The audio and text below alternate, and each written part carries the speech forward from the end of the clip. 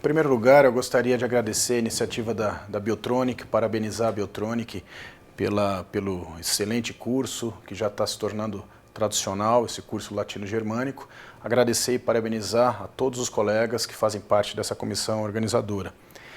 E o tema que foi pedido a mim para poder organizar nesse curso é a eletrofisiologia invasiva nas bradicardias.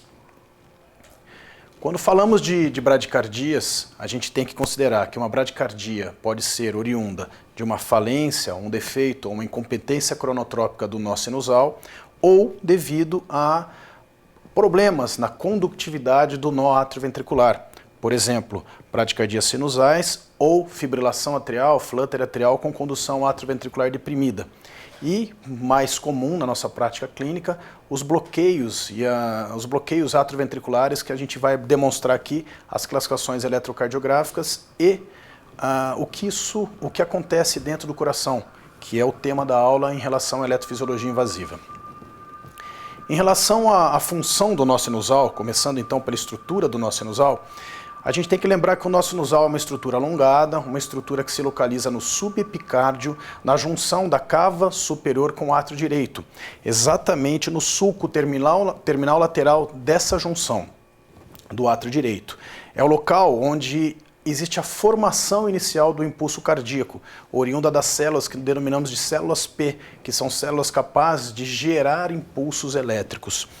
E essa fibra, essa estrutura anatômica, denominada nó sinusal, ela é densamente inervada por fibras, por nervos colinérgicos e adrenérgicos. Então esse é um desenho, para quem não está familiarizado ainda com todo o nosso sistema de condução, exatamente aqui na junção da cava superior com o átrio direito, fica essa estrutura alongada, subepicárdica, como eu acabei de falar, que é onde nasce o estímulo elétrico cardíaco, e através de feixes internodais que correm por todo o átrio direito, ele se conecta ao nó atrioventricular. E daí, para todos os ventrículos, existe todo o sistema His-Purkinje, que através de milhões de fibras para o ventrículo direito e para o ventrículo esquerdo, sendo dividido em vários ramos. E também lembrar a presença de um feixe, denominado de feixe de Beckmann, que é a conexão elétrica do átrio direito para o átrio esquerdo. Bom, a função do nó sinusal, ela tem três variáveis. O automatismo por si próprio do nó sinusal, a condução perinodal, que é a condução que depende do tecido ao redor dessas células P, que é o tecido perinodal, e o tônus autonômico, que é derivado de toda a inervação colinérgica e adrenérgica, como eu acabei de citar.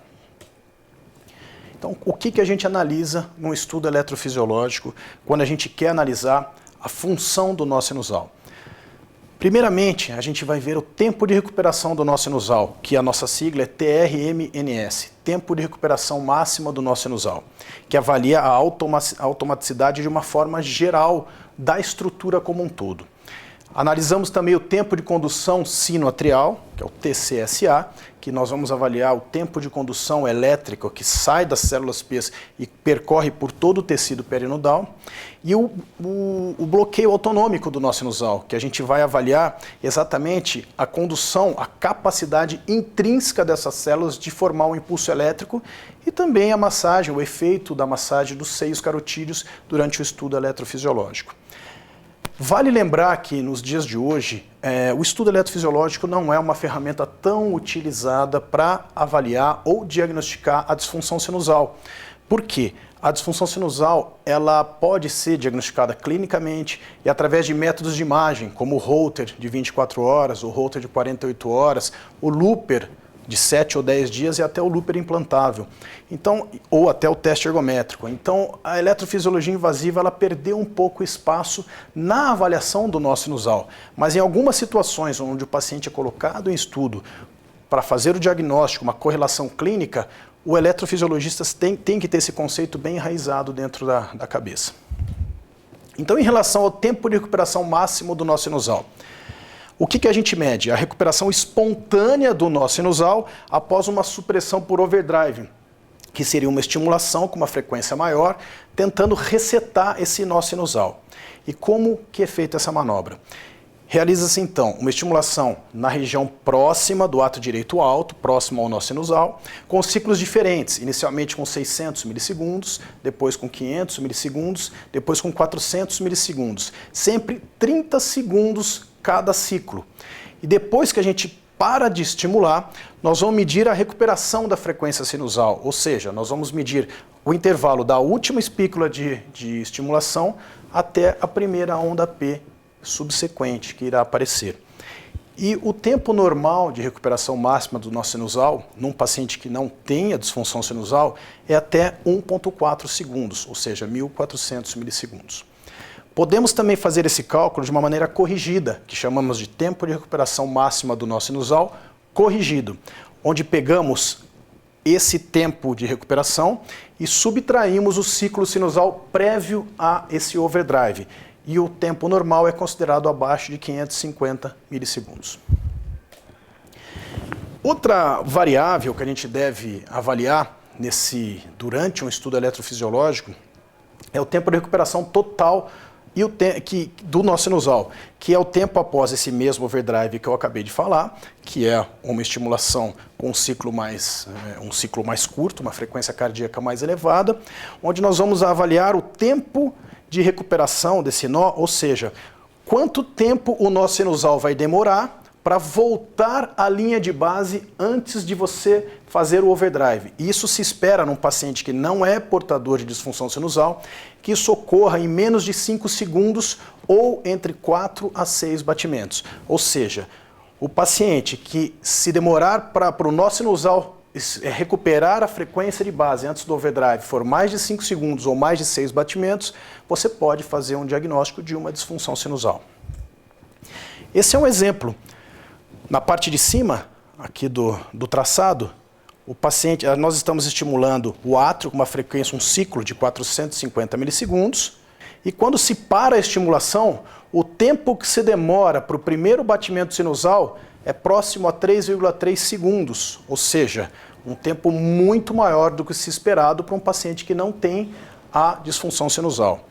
Um outro exemplo é aqui, no traçado do meio, onde o paciente tem um flutter atrial, fazemos uma estimulação atrial rápida, um overdrive, existe a interrupção do flutter, desculpem, aqui, a interrupção do flutter e uma assistolia por pausa sinusal, demonstrando também que existe um tempo de recuperação extremamente longo, denotando uma disfunção sinusal. E o mesmo acontece no traçado de baixo, paciente também com flutter, aplicando sua radiofrequência, quando se interrompe o circuito do flutter, o paciente sai em ritmo juncional, ou seja, sem um batimento sinusal de escape, denotando a incompetência cronotrópica de recuperação desse nó sinusal. Outro ponto a ser avaliado, quando a gente fala de estudo eletrofisiológico e nó sinusal, é o tempo de condução sinoatrial. A gente mede então o tempo de condução tempo de condução elétrica da região perinodal sinusal após a mesma supressão do nó sinusal. E como se faz isso? Através de estimulação atrial, de ato direito alto, próximo à região do nó sinusal. O método mais utilizado é o método de Narula, que consiste em estimular essa região com um ciclo pouca coisa mais rápida, em torno de 10 pulsos por minuto mais rápido que o ciclo sinusal de base, entre 8 a 12 batimentos, e se interrompe essa estimulação. O que a gente faz? Mede-se o intervalo de recuperação, o intervalo de retorno, depois da última estimulação, o primeiro batimento sinusal que vier a aparecer, subtrai-se do ciclo sinusal prévio e se divide por 2. Essa é uma fórmula que se usa largamente para fazer esse tipo de avaliação, chamado método de Narula, sendo que o normal é de 45 a 125 milissegundos. Se esse intervalo for maior do que esse valor que eu acabei de falar, isso mostra que o paciente tem algum tipo de bloqueio de saída sinoatrial. Esse aqui é um exemplo. Podemos ver um paciente aqui com bloqueio sinoatrial. Em alguns momentos desse traçado, ele chega a ter um bloqueio sinoatrial 2:1, certo? E em outros momentos, ele chega a fazer um vênqueba sinoatrial, nessa último traçado aqui, um vênqueba na proporção de 6:5, ou seja, 5 batimentos passa pela região perinodal e 1 não passa, sendo que se a gente observar bem, o intervalo PP vai diminuindo até que um seja bloqueado. Esse é o clássico vênquiba sinoatrial. Em relação à frequência cardíaca intrínseca, o que é a frequência cardíaca intrínseca? É a capacidade das células P, que formam o nó sinusal, de gerar esse estímulo elétrico sem a interferência externa do sistema nervoso autonômico. Ou seja, a medida do automatismo puro do nó sinusal, quando não existe interferência desse controle autonômico, através de bloqueio colinérgico e simpático farmacológicos. E como que a gente pode fazer isso durante o estudo eletrofisiológico? Através de bloqueio farmacológico, utilizando-se propranolol. É uma droga que endovenosa não é tão fácil de se encontrar no nosso país, mas o propranolol na dose de 0,2 mg por quilo, numa velocidade de 1 mg por minuto. E após 10 minutos de se fazer o propranolol, que é um beta-bloqueador, a gente administra atropina na dose de 0,04 mg por quilo, na velocidade de 2 minutos, essa infusão. Após feito esse bloqueio simpático e parasimpático com propranolol e atropina, a gente vai ver qual é a frequência cardíaca intrínseca, a capacidade dessas células P de formarem o estímulo sinusal sem o controle autonômico. E o valor normal, é sempre uma formulazinha, é esse valor, 118,1, não me perguntem exatamente como se chegaram a esse valor, 118,1 menos 0,57 vezes a idade. Bom, em relação à massagem do seio carotídeo, por que a gente faz a massagem do seio carotídeo? A hipersensibilidade do seio carotídeo é um problema que acomete principalmente pacientes idosos e que pode levar a síncopes com graves consequências e é uma das causas de bradicardia que podem causar problemas clínicos graves. E a hipersensibilidade ela causa um intenso reflexo autonômico em resposta à estimulação dos baroreceptores, principalmente nos bulbos carotídeos direito ou esquerdo. Por isso acontece mais em pacientes jovens que têm a rigidez da artéria e artérias mais calcificadas. Existe um arco reflexo que age através do nervo vago, causando pausas sinusais e ou bloqueios do nó atrioventricular. Então aqui é uma ilustração mostrando aqui que as fibras que estão no arco aórtico e bulbo carotídeo, e essa hipersensibilidade você não precisa apertar, é só tocar. Muitas vezes o paciente pode ter sintomas fazendo a barba ou ajustando o nó de uma gravata, pacientes idosos. E esse estímulo, ele segue até a nossa medula. Como eu disse, um arco reflexo simples, ele faz o reflexo voltar rapidinho através do nosso nervo vago, podendo agir ou no nó sinusal ou no nó atrioventricular. E quando que a gente considera uma manobra positiva? Quando a gente faz a massagem através de um toque por alguns segundos, podendo isso acontecer, essa manobra ser realizada durante uma monitorização qualquer de um paciente, num tilt test, ou no estudo eletrofisiológico intervencionista, isso faz parte do estudo eletrofisiológico, quando o paciente tem uma resposta cardioinibitória que consiste numa pausa de mais de 3 segundos, ou vasodepressora, quando a queda da pressão sistólica é mais que 50 milímetros de mercúrio. Se houver forma cardioinibitória com correlação clínica, está indicado um marca-passo para o paciente. E aqui é um exemplo, vejam vocês, a massagem do seio carotídeo, ela tem início nesse ponto, seio carotídeo direito, e o paciente apresenta uma sistolia de 7,6 segundos. Percebam vocês que a massagem do seio carotídeo direito leva a uma pausa sinusal, e a massagem do seio carotídeo esquerdo leva a uma sistolia, nesse caso, de 3,4 segundos, porém um bloqueio atrioventricular. Vocês podem ver ondas P bloqueadas. Por quê? O seio carotídeo direito se relaciona mais com o nó sinusal e o seio carotídeo esquerdo se relaciona mais com o nó atrioventricular. Por isso, essa diferença. E agora os bloqueios atrioventriculares, já entrando do meio para o final da apresentação. Eu vou iniciar falando da classificação eletrocardiográfica. Depois nós vamos ver a diferença da eletrocardiografia e da eletrofisiologia intervencionista. Os bloqueios atrioventriculares são divididos entre bloqueios de primeiro grau, de segundo grau, MOPTIS 1 e MOPTIS 2, que a gente vai mostrar, O bloqueio atrioventricular 2:1, que também é uma classificação de segundo grau 2:1. O bloqueio de alto grau, que se caracteriza por 2 ou mais ondas P bloqueadas seguidamente. E o bloqueio de terceiro grau, que é o bloqueio atrioventricular total. Aqui então um quadro, todos os bloqueios praticamente, para ficar bem ilustrativo. Podemos ver aqui o paciente apresentando um bloqueio de primeiro grau. Aqui o PR está normal, de repente esse PR se alarga e se mantém. Então o paciente está apresentando daqui para frente um bloqueio atrioventricular de primeiro grau, de só o alargamento do intervalo PR. Nesse outro traçado, já é um bloqueio de segundo grau tipo 1, que é o que a gente chama de tipo Ventqueba, onde o PR vai aumentando gradativamente até que haja uma P bloqueada, não haja condução do átrio para o ventrículo, e a primeira onda P que apresenta condução, ela tem que ser menor, o intervalo PR, do que o último conduzido. Isso caracteriza o Ventqueba. O bloqueio tipo 2 é aquele bloqueio súbito. O espaço PR é fixo, vejam vocês, fixo, e de repente uma onda P bloqueada, não há condução para o ventrículo. Esse é um tipo 2. Embaixo, um bloqueio 2:1, uma conduz, uma bloqueia, uma conduz, uma bloqueia. E no último traçado, um bloqueio total, um bloqueio atrioventricular de terceiro grau, onde existe dissociação completa entre o ritmo atrial e o ritmo ventricular. Dissociação, não existe correlação absolutamente nenhuma entre essas duas câmaras cardíacas. Porém, aqui alguns exemplos, de novo, espaço PR aumentado, condução AV deprimida, porém condução 1:1. Esse é o bloqueio de primeiro grau. Nesse outro, a gente pode ver aquele que eu falei do Ventqueba.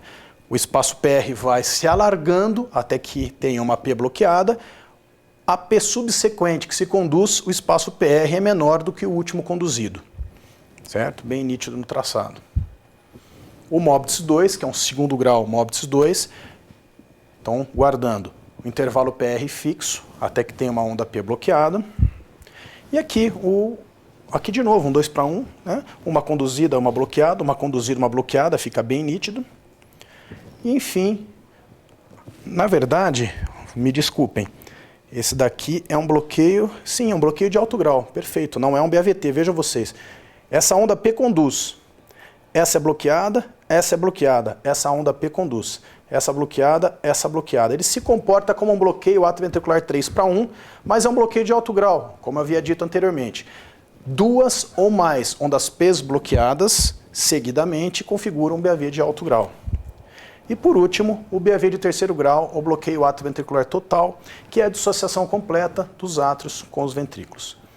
Porém, qual a correlação desses traçados, desses achados, com o que a gente vê com os catéteres, com a eletrofisiologia intervencionista?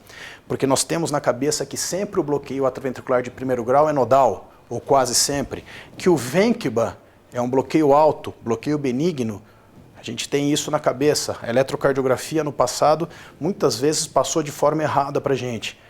Porém, o que a gente pode ver na eletrofisiologia invasiva? Para quem não está habituado com a eletrofisiologia intervencionista, esse é um traçado de um estudo eletrofisiológico. Ele está com uma velocidade aqui de 100 milímetros por segundo. Desculpem.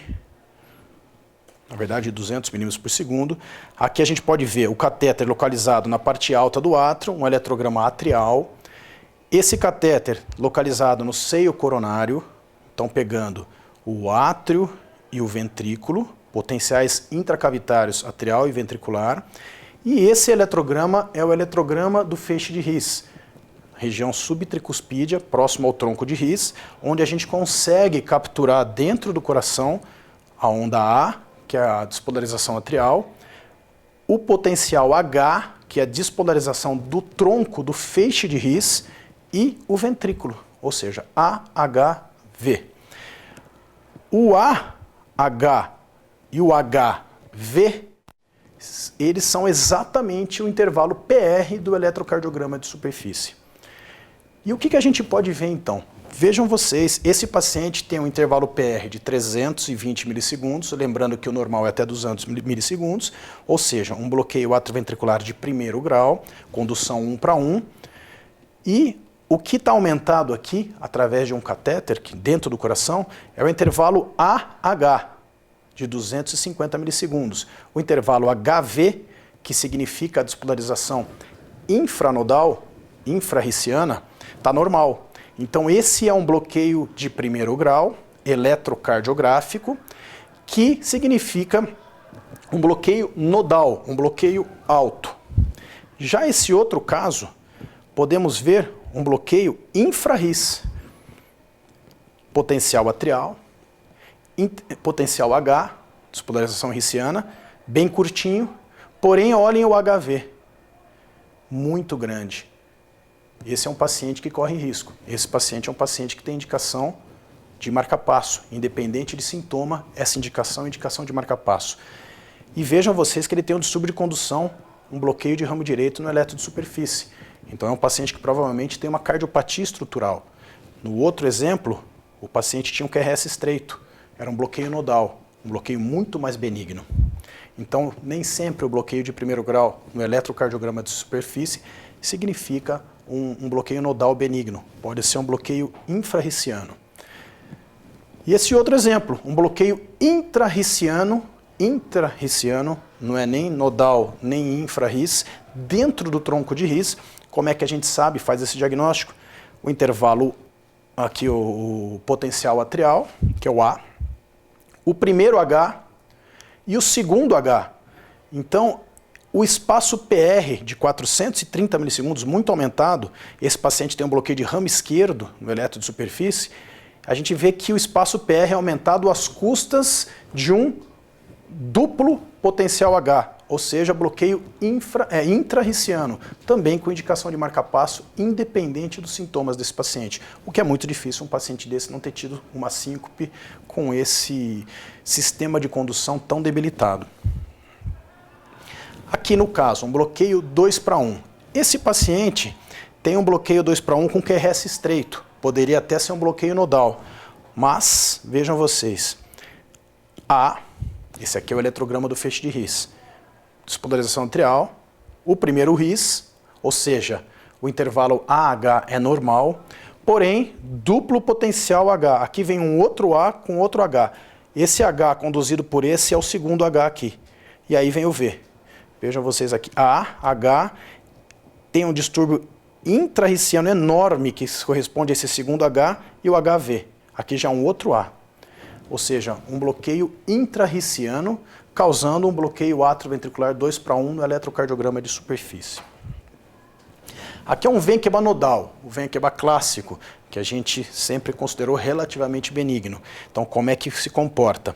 O intervalo AH pouco aumentado, 240 milissegundos, o próximo AH 535 milissegundos e o A subsequente bloqueado, sem H nem V. Depois ele retoma a condução com AH de 230 milissegundos. Ou seja, o PR vai aumentando até que haja um bloqueio às custas do intervalo AH, ou seja, um bloqueio alto, um bloqueio nodal.